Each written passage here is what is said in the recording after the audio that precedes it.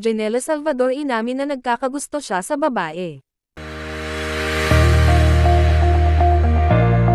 Naging usap-usapan ngayon ang pag-amin ng actress na si Janelle Salvador na nagkakagusto siya sa kapwa niya babae. Si Janelle ay nagkaroon ng karelasyon at nabiyayaan ng isang anak na lalaki. Noong una pa lang ay naging usap-usapan na si Janelle ay isang tibo, pero nawala ang isyu ng magkaroon ito ng karelasyon na si Marcos Peterson, pero hindi rin nagtagal ang kanilang relasyon at naghiwalay.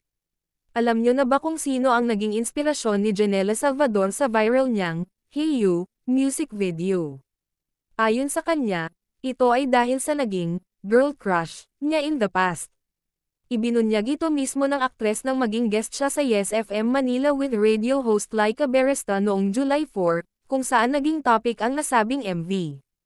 Unang nagpasalamat si Janelle sa lahat ng tumulong upang mabuo ang regalo niya para sa LGBTQ community.